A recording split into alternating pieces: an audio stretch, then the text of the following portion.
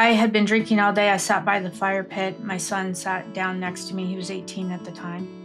And he just looked at me and said, "Mom, I can see that you're kind of falling apart. Do a year of healing. We love you. We have your back. It's our turn to help you." So I traveled out of the country to do ayahuasca. Every ceremony really left me raw and vulnerable, and like I've never really wept for myself before. What the heck is going on? My immediate family did not use psychedelics. And so I was going, on this new frontier, say, in terms of ayahuasca in particular, is that medicine takes you to what you need. You may have an intention, right? Like, I intend to bring confidence into my life. But the medicine may say, wait, we really need to take a look at this.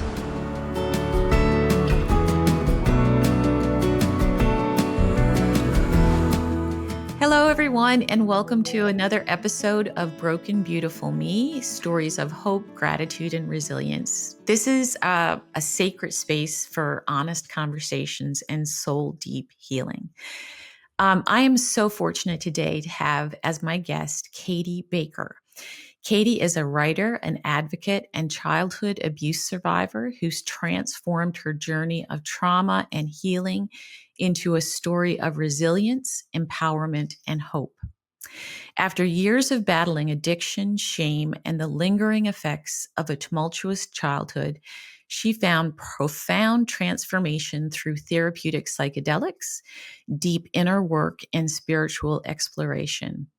In her memoir, When the Universe Holds Your Hair Back, and Katie, I love the name of that, Katie shares her raw and deeply personal journey, a story of confronting the past, reclaiming the lost parts of herself, and embracing a life of authenticity, self-love, and purpose.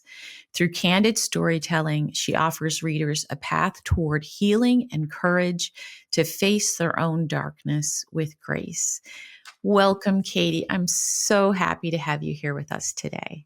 Oh, I look forward to the opportunity. Thank you so much for having me.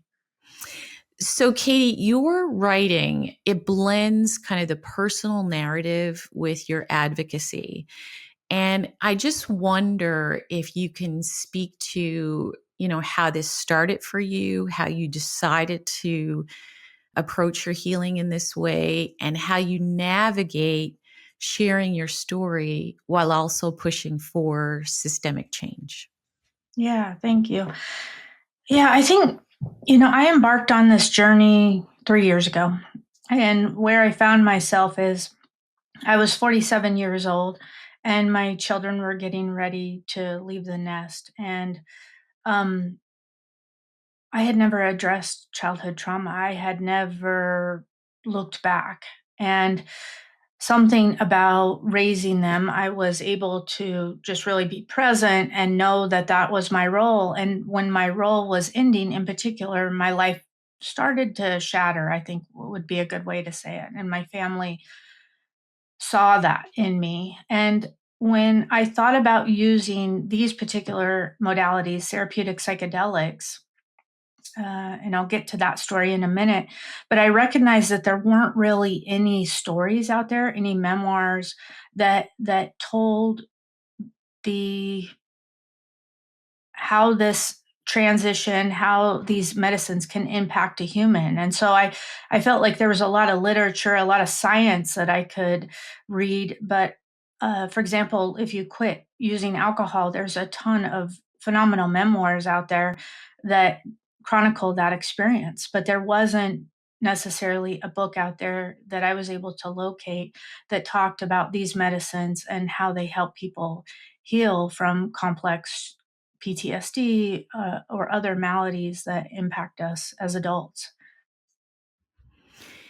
And so that you made that decision, and where did that take you where you came to a point where you say, okay, I want to put this out there. I mean, that takes tremendous courage to tell your story. So talk to me a little bit about your process, because it must have been an emotional journey for you to kind of put your words to paper and tell your story and talk about your healing. That takes a lot for you to step outside. I just remember when I shared my own story. I remember the first time I posted a blog post. This was years ago, and I was sitting there with my mouse for so long hovering over the publish button, and it was a scary thing to kind of put it out there. So, can you speak to our audience about what that was like for you and how you overcame that natural fear that comes with putting ourselves out there? Yeah. There were so many different elements of fear in this process, if I'm going to be totally honest. I decided that because I couldn't find a book that helped me understand how this process worked, that meant I had to write one. And deciding that you're going to write one, and then actually writing the book, and then hitting the publish button or putting it out on social media, every single one of those acts took a large amount of courage. And I think the motivating factor for me, the most motivating, was that this these medicines, coupled with community, everything about it actually, I feel like, saved my life. And it was really important for me to tell that story because I felt almost indebted to the process Mhm. and hopeful Yeah. in the transformation and in the truth. Because when I put this book out there, for example, people that I've been friends with for 30 years said, I had no idea that was your story. And I was really good at hiding my story because I think if you're successful in life, and that could be part of the many faces that we wear as we brave the outside world and navigate our days, because we're just really talented at putting on that face so that people don't actually see us fracturing inside.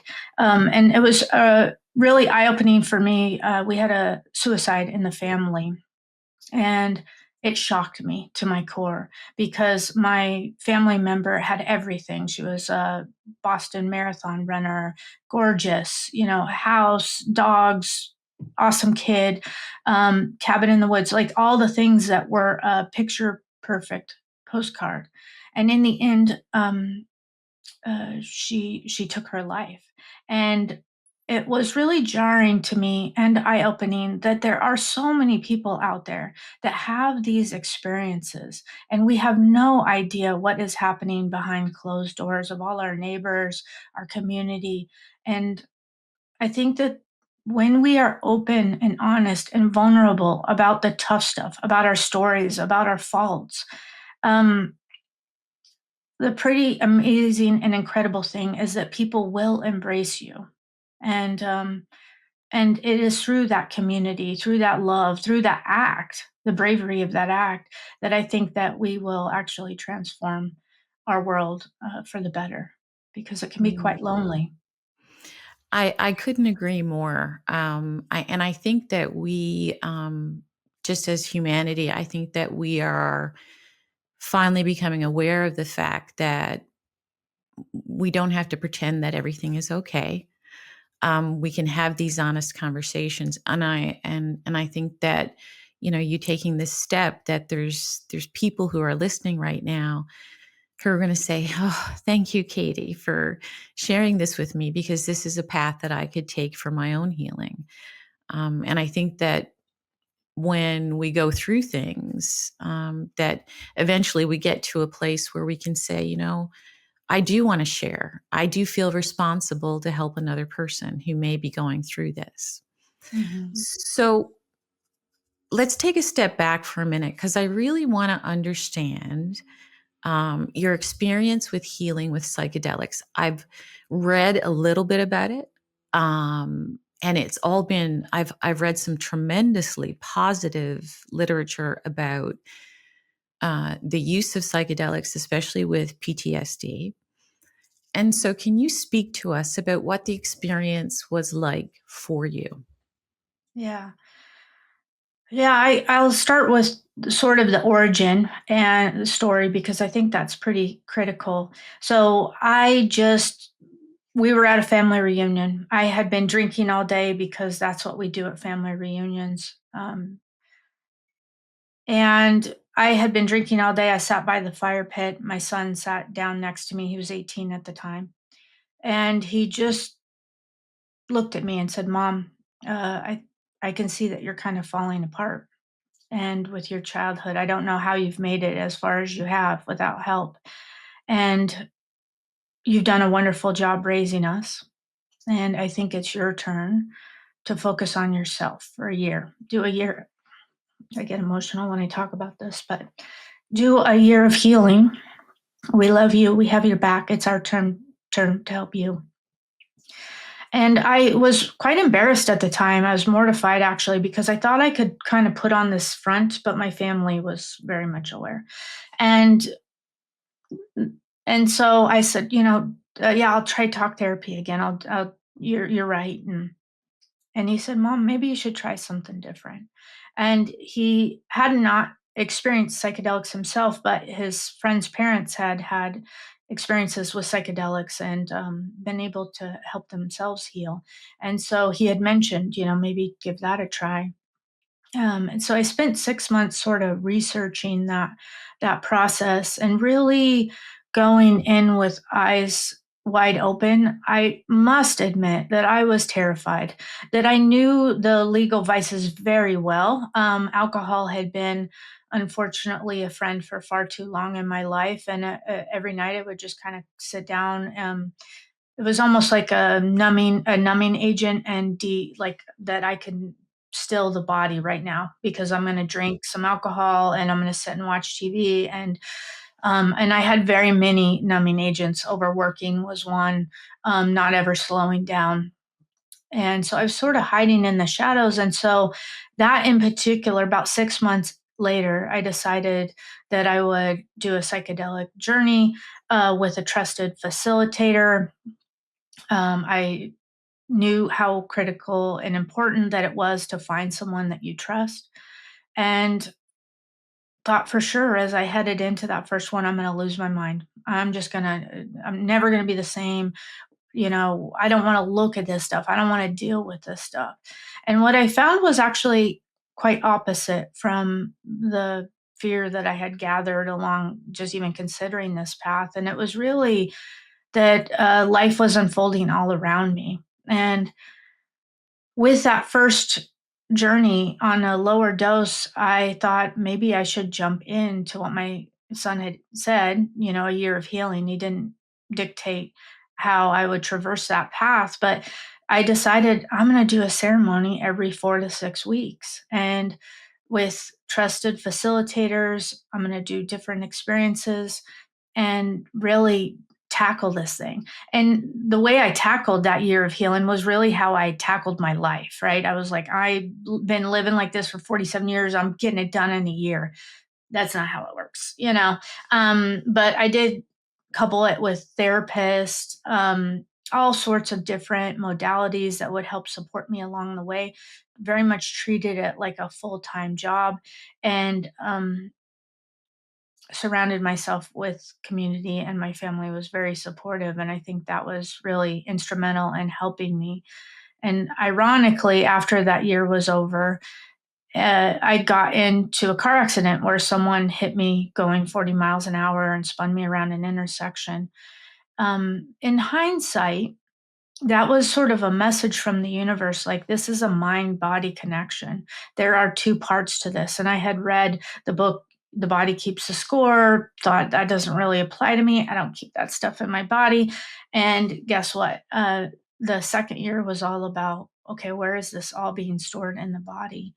And part of writing this book in particular, and what I recognized through the process is there was every time I put this down in words on the page, when I published the book, when I was able to have those conversations, when I read the audiobook, all this stuff was not only um, slowly leaving my mind, but it was also leaving my tissues, my bones, everything where I had been storing this my whole life. So that and was also a huge lesson, like how many people disregard maybe the mind or the body, or and don't understand that they really work best when we're focused on both of them. So Hmm. First, I have to say, what a beautiful son you have mm, to sit with you and to support you in that way. I just think that that's a testament to him, but also to how he was raised. That's so beautiful that he said, "It's your turn, mom." That's amazing. yeah, Um, so, for the audience who doesn't have an understanding of this type of therapy, can you describe just the process? You don't have to go into any details that you don't feel comfortable discussing at all, but just the process of working with a facilitator, taking a psychedelic, and what that looks like in terms of that session. yeah. Well, I'll talk about ayahuasca in particular. So I traveled out of the country to do ayahuasca, and the entire week was very much focused on grounding, centering. That was very unfamiliar to me in so many different ways because I had disconnected from my emotional body. So it was like a painful process to connect those two back together.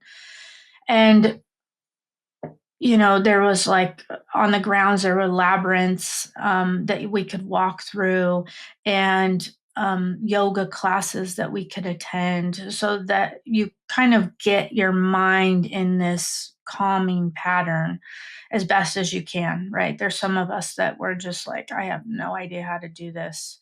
Maybe I'll figure it out by the end of the week.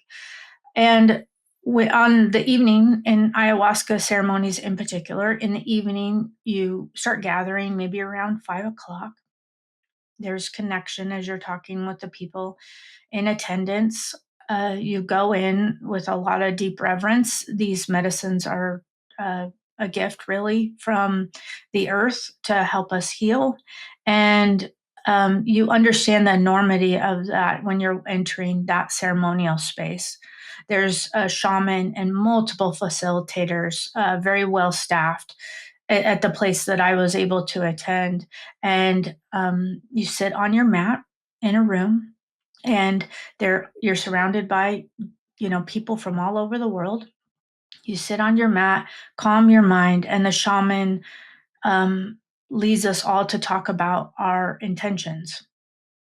And so, what is my intention when I go into this journey?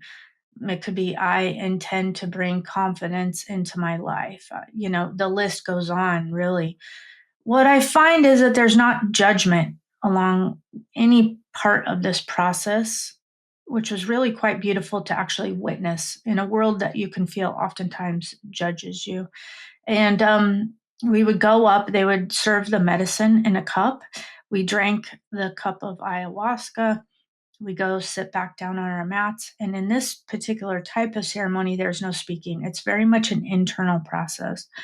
And so, as the medicine hits, what they oftentimes say in terms of ayahuasca in particular is that that medicine takes you to what you need. You may have an intention, right? Like, I intend to bring confidence into my life. But the medicine may say, wait, we really need to take a look at this. There's a very much an ancient wisdom, as I found, and I went in, if I'm going to be honest, somewhat of a non-believer. Mhm. Like, this is something within my control, and you understand. And I write about this in the book about how what you maybe need most actually comes to the surface as something to work through. And I think how it feels is that you recognize, like, for example, for me in particular, there was this heavy weight I always felt my entire life I was carrying around. And I just heard something outside of me say, do you know that heavy weight that you're carrying around? That is all your trauma. And it weighs the same amount as you. Would you like to release it? And the process of releasing really is called purging. And at first I was like, people talk about that you could vomit. right? Mhm. That you could cry, you could yawn, it could be laughter. And so at first I was like, I don't want to get sick. I don't want to vomit. But what I recognized is that when I stopped and just asked, what am I releasing? I would oftentimes hear an answer. And then, interestingly enough, the following days, I would find that I don't feel like that as much anymore. It's so weird. It's just gone. Mm. And so, that's different for every process because all of us humans are so different. But then also at the end in the morning, we do an integration. We talk about our experiences and really open up in a very vulnerable way about what each of us was experiencing. And so that's part of the process. And if I missed anything that you're curious about, please let me know. That sounds so beautiful to me and so safe in the way that they deliver the care, where you can go internally at that moment in the session, but then you have an opportunity to connect with the community after, Mhm. who's experienced the same thing as you. That must have been transformational for you. Yeah. Absolutely, because I think what I didn't recognize at the beginning of this journey that just actually came to me is that I was a student. I was a student in all of the process. Like, I thought, why do I keep writing all these notes? It was because I was going to write a book. I had no idea. No idea. And also that I was a student of humanity. Like, why are there divisions? What is causing us to do this behavior? All of the things I really wanted to better understand. And so I wrote a couple chapters, but it was the chapter, The Art of Remembering Who We Are. So that I would go into a ceremony and see a woman in her 80s who was at the end of her life and just wanted to have peace with that experience and not Mm. fear. And I was able to work with veterans who were at the front lines of many wars. And the really honestly, maybe their bravest act was going to these therapeutic psychedelic ceremonies around the world to heal themselves so that they could live a different life. And yeah, it's just quite incredible, really, when you put yourself in these places with an open heart and an open mind and learning about how people navigate this crazy thing called life. Because I just learned so much from engaging with others about their own process. And one of the more impactful ceremonies for me was a woman who had lost her daughter by suicide, just really probably 4 to 6 weeks prior to her never doing this kind of work ever in her life and showing up with us. And, she was a high school principal that had been very highly trained in suicide prevention. And then the just you understand like that she lost her daughter and how life gets upended. And yeah, it taught me so much to be around all of those people and how I could just think through what was working, what wasn't. How can I approach my life with gratitude? What can I do to treat this day as if my last? And something about being in their presence really brought it home in a different way than just going, oh, what if something happened and I was gone tomorrow? How would I want to live my life differently? Because you saw it. There were people that were in that position. Yeah. And I mean, just you're speaking about, the soldier or the mom. And we all have stories of our life where we've been brought to our knees. And we all arrive from different places, but that need for peace is the same. Mhm. Mm. Yeah, community and peace. Community and peace is right. Um, What was the turning point for you when you realized, okay, I'm doing my work, I'm healing, I'm going to use my voice, not only for my own personal healing, but I'm going to advocate for others. What was the turning point that you decided I'm gonna make this turn, and I'm gonna turn around and help other people who may need this? Mm.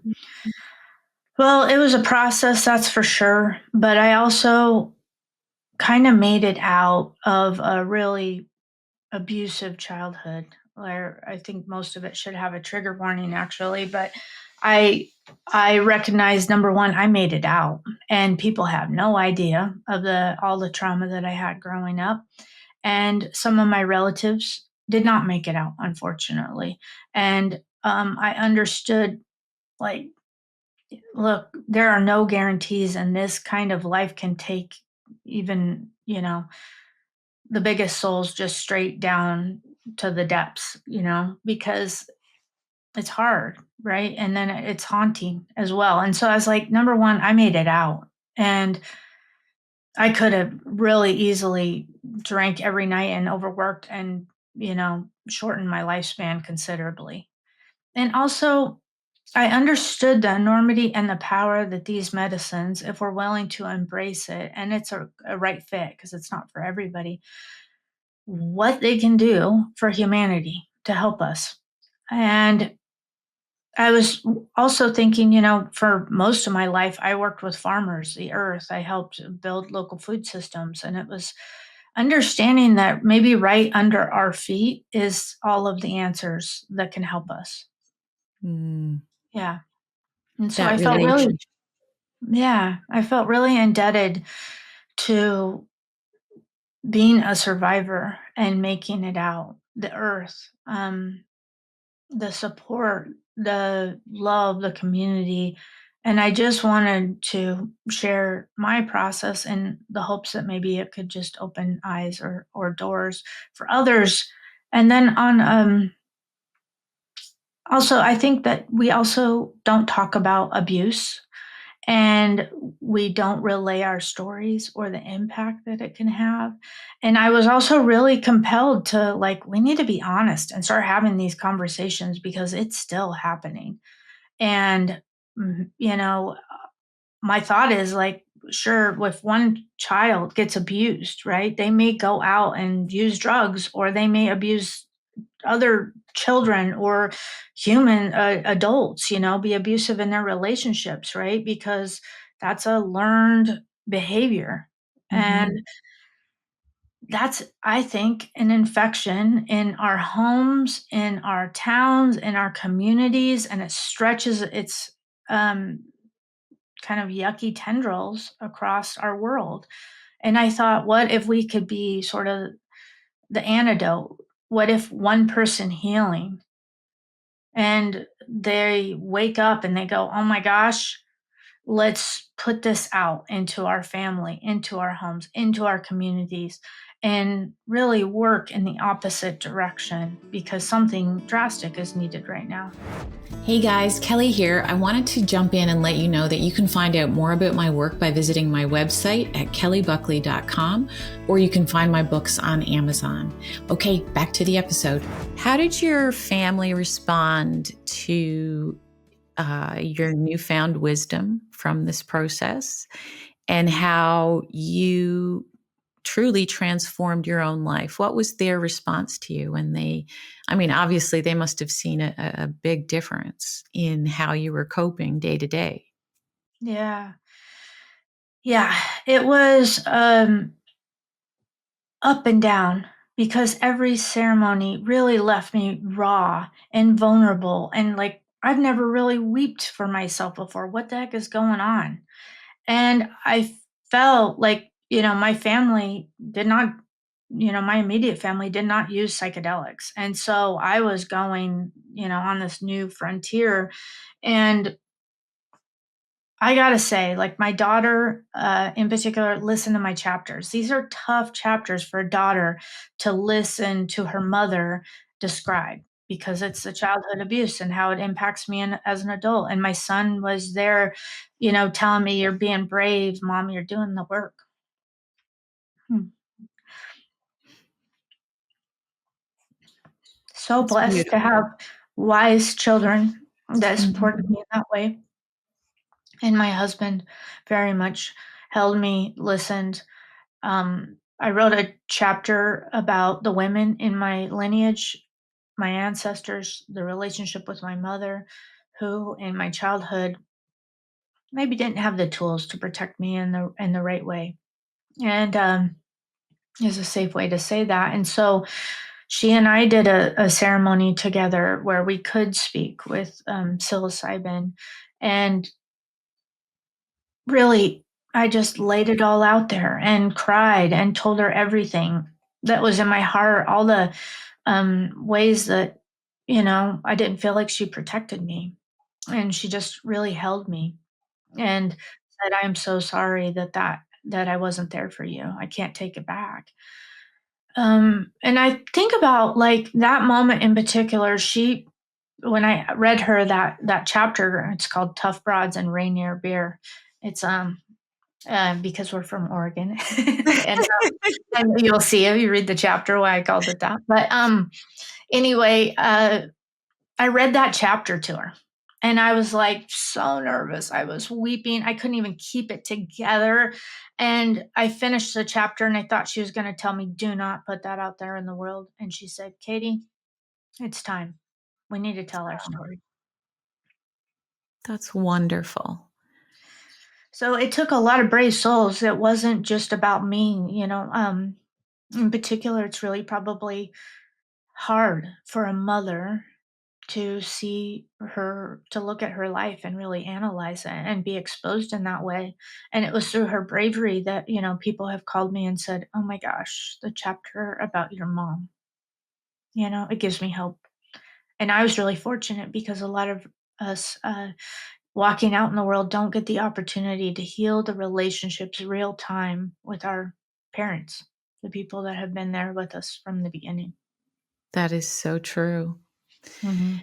Um, for our audience, what would you say some of the most misunderstood aspects of surviving childhood abuse and how we as a society respond to survivors?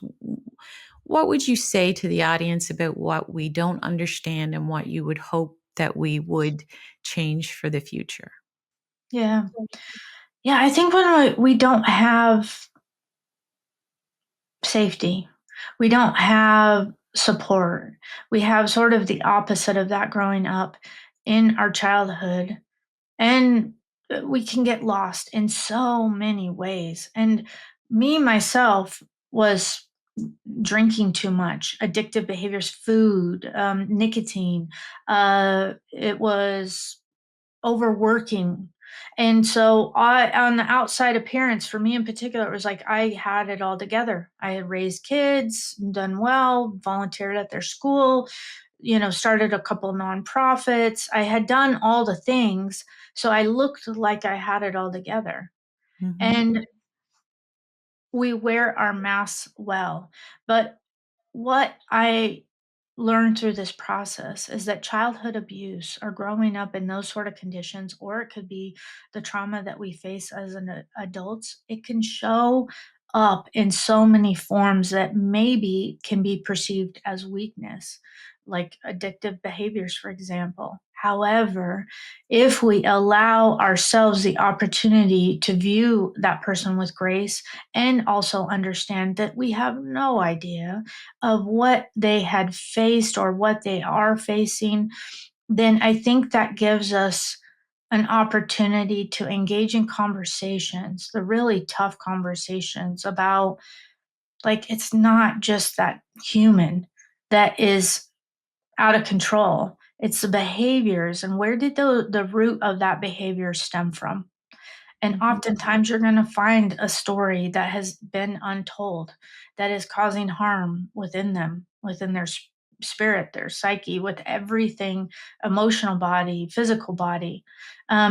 Physical symptoms, like oftentimes you recognize as people go to these ceremonies that when they, and this isn't always the case, but a lot of the physical manifestations could be harm caused to them at some point in their life. And also that what I recognized was that, yeah, I was abused as a child, but I made that an inside job in my adulthood. And through those coping mechanisms that, to be honest, were, harmful, I became my own abuser, my own perpetrator, my own, judge and jury.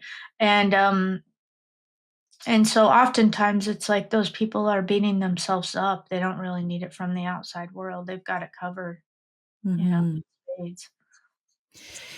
And I mean, so often, we're talking about your life experience, but you see people who have experienced other traumas in their Mhm, life and the same coping mechanisms to numb that pain bubble up. mhm, Um, I work with the bereaved, and that's a big thing in the community is that we see sometimes we don't want to look at the grief, and so we find ways to distract ourselves. And it's the same. Is it food? Is it alcohol? Is it other substances? Is it, overworking? Exactly what you say, and that, and I think that's a wonderful reminder for all of us that I'm not going to quote this correctly. I know I'm not, but everyone who is fighting their own internal battle, and so that's why we have to look at each other with loving eyes and understand that beneath behind that mask, we're all little kids just trying mhm. to get through the day. Yeah. Yeah, and I think there's so many nuances to getting to that place. And I think, quite honestly, for me, it was recognizing, like, I'm judging myself. That's why I'm judging that person's behavior. Hmm. And also looking at tough stuff, like, how often do I do that? You know? And recognizing that all these people walking around, or their behaviors, have I done that? When have I Yeah. done that? And being really honest with yourself. And it takes a little bit, but I think too, when you're hiding, you look for faults in others so that you can elevate yourself, and it's just a false elevation. Really, ultimately, it probably ends up taking you down. I agree wholeheartedly. And I think that that step to being honest with yourself about what you are or are not doing, um, you have to be super brave. But do you also feel like once you take that step that it's incredibly freeing? Ah, oh my gosh. It is whole body liberation. Um, yeah, that's a whole other podcast episode, but it's pretty dang cool, just to navigate the world in a totally thoughtful, more grounded, considerate way.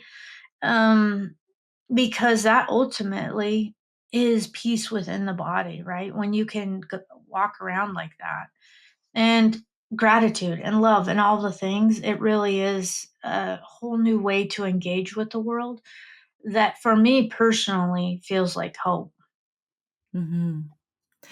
Um, our there's a lot going on in our world right now, and there's a lot of um, you know, very polarized opinions and all that stuff. How does it feel navigating that world with your life experience? And we talked about your family, but what about the outside world? How is that for you when you're navigating?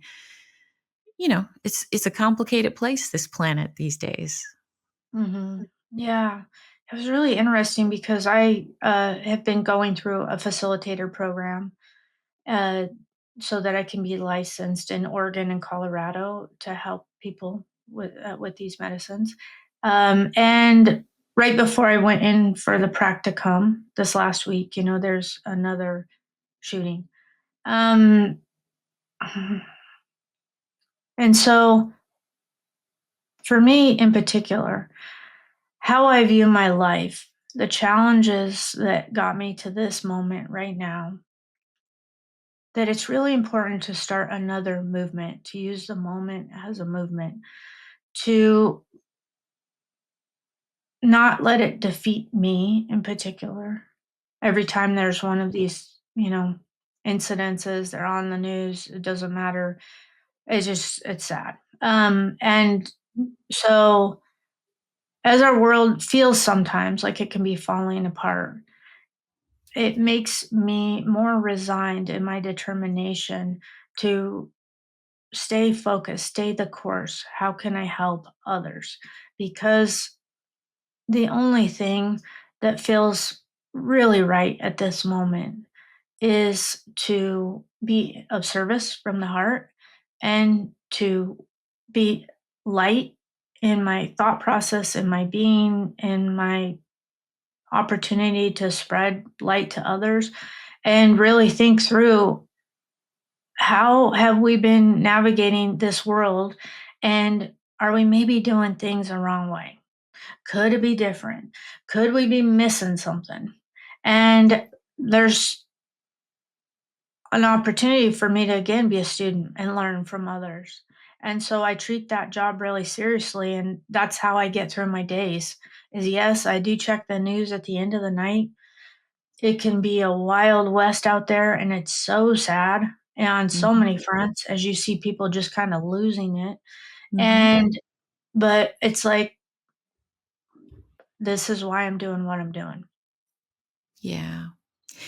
And do you feel, I think, and I know from my own life experience as well, um, w- people who have experienced severe trauma and Mhm. who have absolutely been broken open into a million pieces, that we are quite equipped to help people figure out how to put things back together because we Mhm. had to do it for ourselves. Mhm. And that in fact, as humans, is really our purpose, is Mhm. to take our experiences, turn around and help our fellow man. um, do you I feel like when I hear you speaking, it's with so much compassion and love, and I see that through the lens of your life experience. Do you feel that way? Absolutely. Like I just I do energy work because I've understood through this process that I have gifts, and so I became a Reiki master, and I was like, it makes sense because I'm in tune with what's happening with others. When you have trauma, you are hyper vigilant. You are always knowing what is happening in a room, and you're maybe like a superhero where you think you can figure it all out, because you've navigated the world for so long in terms of safety and protection. But what I recognize is that at first, when I was young in my teenager years, I would say, "Why me? Why must be no higher power? Why did this happen to me? Why is this continuing to happen to me?" Totally lost faith in everything, myself included. And what I recognize now, and I write about this process in the book, is that these all of these things were preparing me for this role and helping others, helping myself, finding my way through, navigating. I mean, there's a reason why we chose to be walking this earth right when we did.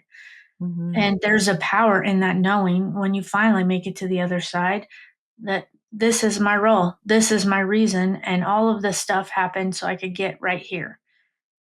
And I'm so excited to use that, and help others. And if that's the spoken, the written word in a book or my audio book or having a conversation where someone just calls me up, I think, um, yeah, like that's long story short, I feel like I'm walking this path for a very specific reason. And I finally have a sense of home.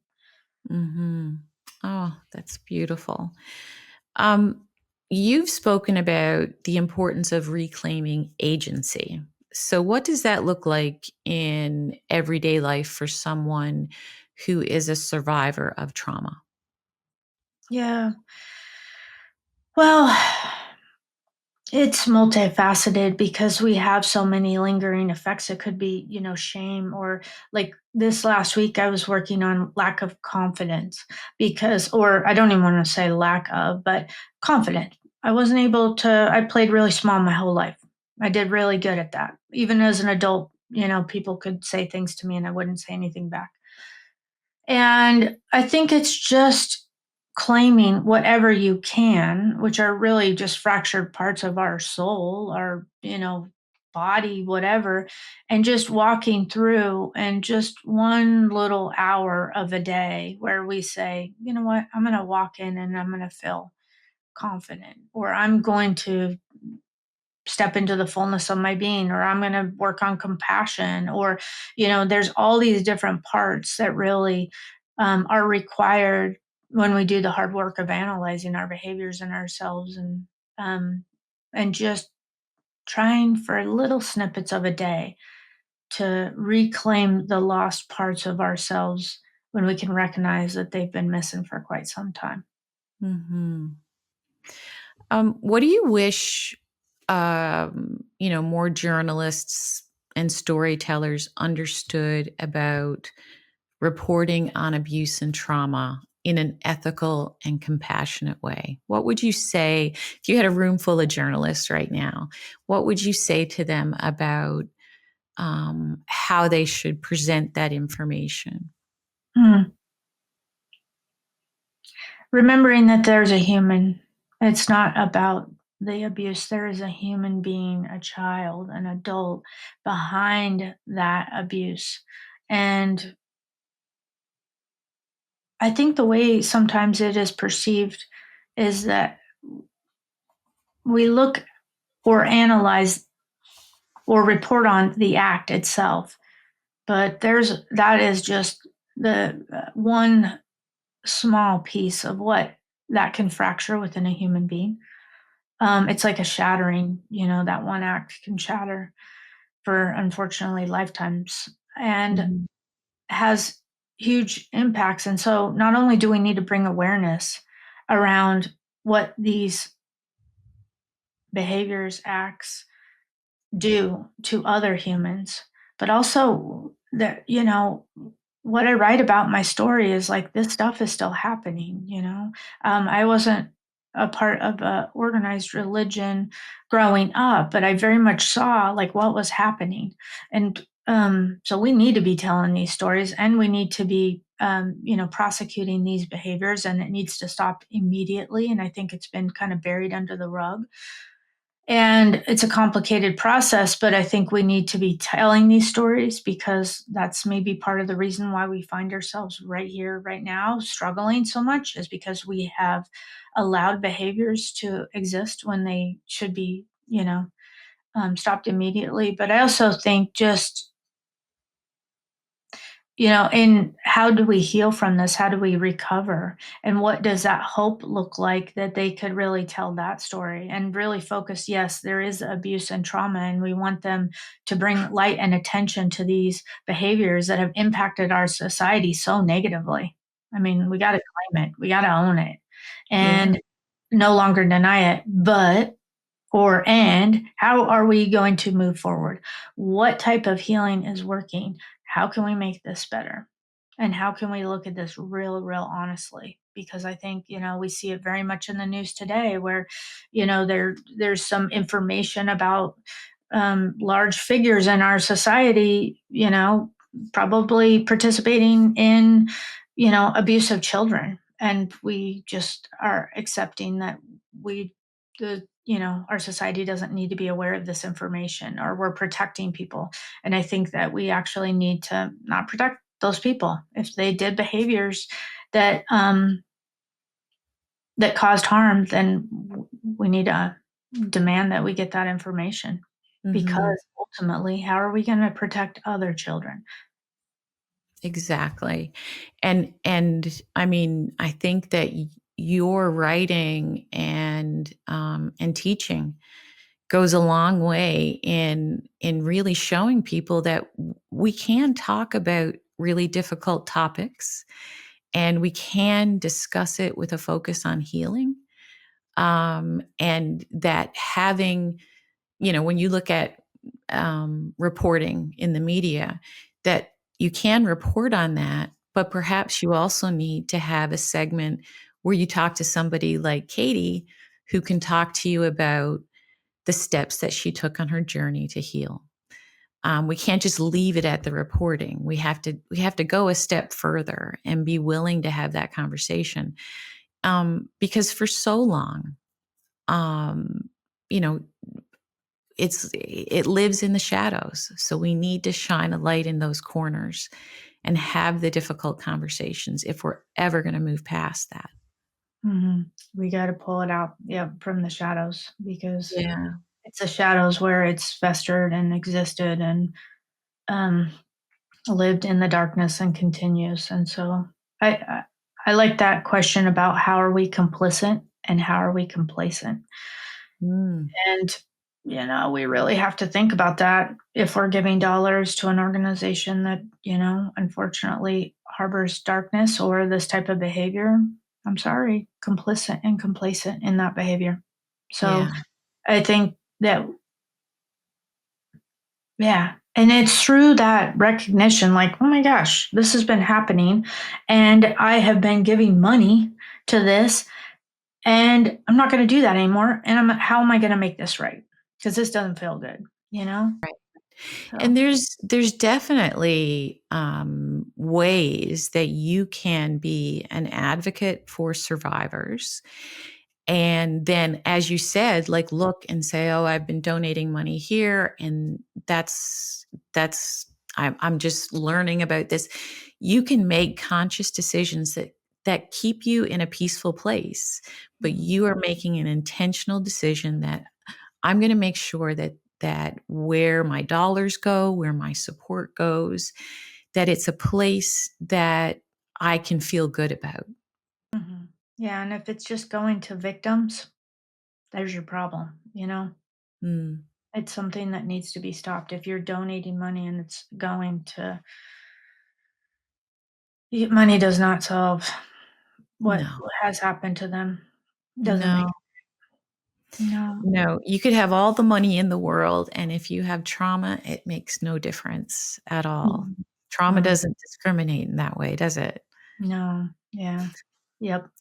So, with this work, how do you balance the emotional toll of putting yourself out there, of hearing other people's stories, of helping other people through their own journeys, and the need for you for self-care and self-preservation? What's the balance there that you do? Um, it's a recent practice. I have not always been great at it, so I'm still learning.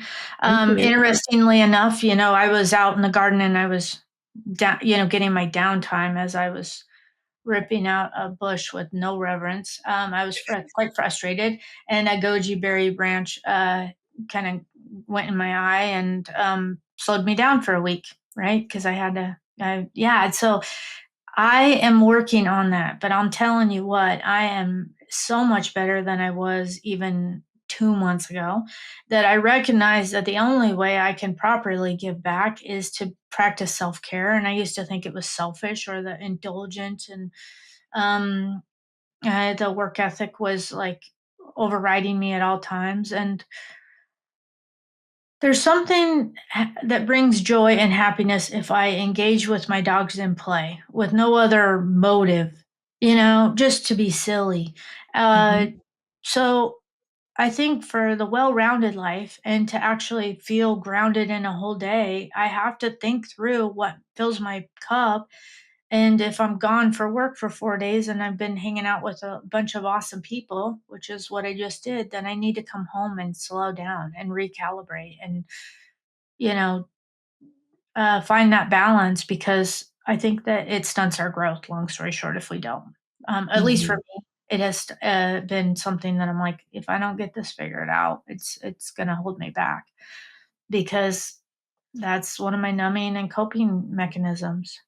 And Mm. one of my toughest challenges has actually been finding that balance, but now that I've gotten more centered and grounded and recognized the feeling of not being stressed out with my head on fire all the time, it's quite incredible actually. And you recognize like that's actually what's going to keep me going for the long term, not this stress freak out. How much can I accomplish in one day? So true. And do you feel that as women, we kind of put pressure on ourselves in that way? Mm, Keep going, keep delivering results, home and work. Just keep on that treadmill, and then one day you fall apart or you get ill, and you wonder why. How did that happen? I was just doing my thing. But definitely self care, and I think we're having more conversations about it. I think mm, we are evolving, but I think we've gone a long time just kind of pushing through and thinking that that was the answer. The more I get done, the better I'll be. totally. Yeah. Yeah. And I think recently I saw the We Don't Care Club. It's kind of taken over the internet for women that are in perimenopause and menopause. And I'm just like, oh my gosh, where has this been my whole life? Because I it know, cracks I me love it. up. Yeah. So if we can all get to that point where like I'm going to the grocery store in sweatpants with, one of my toenails painted properly. I don't care. And then that's how we navigate life. Like, imagine that freedom and liberation is just a bunch of awesome human beings just walking around with their, bags of candy and smiling at the world. Not Right? really, but you know what I mean? Like, what does that look like? And my 2025 New Year's resolutions was like, I want to be a relaxed woman. Like, let's see if I can achieve that. And it's so Yeah. cool. And it cracks my family up, so we'll see. Stay tuned. I am a proud member of the We Don't Care Club. I absolutely love it. It makes my day, and I usually like to listen to the comments in the evening. It's just because it's just so funny and accurate. Totally. Yeah, yeah. So how can we embody that? Yeah, Man or woman, child, whatever. Well, actually watching children, you know? That's, like, just how they navigate the world, yeah, and, we don't have to take it this seriously, you know what I mean? It's like yeah, we don't. Laughter is medicine. totally. So we talked about society, we talked about family. What about institutions, legal, medical, educational? Talk to me about their response to childhood abuse and what tips you would like to give them to improve. Um, I think it harkens back to that looking honestly at the impacts of abuse and taking it very seriously. Mhm. Um, the story that I wrote about in the book, and it was a church leader and scout leader that had abused boys for 29 years. Ugh, And his sentence was 3 months probation. And yeah. Um, and so one of his abusers actually shot him when he turned 17. And so I think that why are we not prosecuting this to the full extent and ridding our society? I think our priorities are really messed up right now, because some of the behaviors that go unchecked and unnoticed or disregarded or minimized are appalling. And some of the people that go into the penal system or whatever, you're like, really? Like, that is that really something that should be, 3 years in prison or whatever? It's almost like kind of backwards sometimes. And I'm not saying all the time, but what is it about this behavior that we can't get on dial? Um, and for example, releasing information. If we have records of people that have abused children, that should be out front and center. And our society should be demanding it because it is actually part of our demise. mhm. Let's be honest. And if we're not honest, and I think that unfortunately some people put on this banner of I think Martha Beck calls it the era of righteousness. And it's happening. It's happening real big in real big ways. And if you're not doing anything wrong, then you don't care if it comes out. But I just think if we perceive this to be the demise of our society, the degradation of our society, and treat it with the seriousness it actually really deserves, then we might be able to turn this ship around. But it's going Mhm. to require some people falling, some information coming out, and then also understanding like this will not be tolerated anymore. And I don't care which side of the political fence I stand on, it's unacceptable Absolutely. because we forget the humanness in that. Yeah. The person behind the Hmm. story. Yeah. Yeah. What kind of legacy do you hope your work leaves for future survivors? I Mm, just think what you've done is just beautiful. And what do you hope your legacy is? yeah. I think that mm, we're going to hold hands. We're going to make it to the other side. Yep. And as much as I can to see that happen through honesty and vulnerability and love, that it can lead to transformation. And I would like to bear witness to that, right? I didn't just go through all of that life showing up at 50, listening to the We Don't Care Club, and for nothing. I came here for something.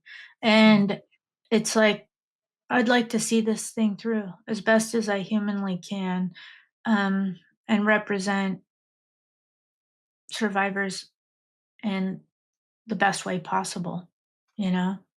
And best way also means sometimes admitting, like, it's tough, it's hard, and how can we get through it together? But start telling our stories. And my goal really is how can people write their own memoirs? How can they tell their own stories because they made it through? And if we make it through, like, let's open our hand up to the others that are just trying to make it across the line too. Mhm. Katie, I can't thank you enough for just your honesty about what has happened and how you have transformed that into something so beautiful. I know that your book and your teachings are going to help so many people. Mm, I'm incredibly grateful that you came and you were able to talk to the audience today. I work with the bereaved, but there's so many different kinds of grief, mm, and so it's been my honor to speak to people like you who have tremendous challenges in their life and have taken them and harnessed them and in the hopes of helping others. Tell our audience before we finish recording how they can find you, and we'll make sure that all the links for your book and your Instagram and all that stuff, we'll have all those in the show notes as well when we publish the episode. But just tell our audience how they can find you and your work. yeah. Yeah. Yeah. So my website is peaceandfirehealing.com. And my book is actually on all major channels. I did an audiobook, so Spotify and Audible and Amazon. So it's called When the Universe Holds Your Hair Back. So yeah. Hmm. I love the Thank name of your book. And I've already downloaded it on my Audible account because I love listening to my books when I'm out in my yard. Yeah, So I'm really looking forward to listening to your story. And we're going to have to touch base again when I finish it. absolutely. Thank you so much, Kelly. Really appreciate it. Oh, thank you. Okay, you guys, we will see you next time. Thanks for being here. Thank you for joining me today on Broken Beautiful Me. I hope you found today's episode inspiring and insightful. Remember, every scar tells a story, and every story has the power to heal. If you enjoyed this episode, please make sure to subscribe to the podcast on your favorite platform so you never miss an episode. Your support means the world to me, and it helps spread the message of hope and resilience to more people like us. Don't forget to leave a review and share this podcast with your friends and family. Together, we can create a community of strength and beauty in our brokenness. Until next time, stay strong, stay beautiful, and keep shining.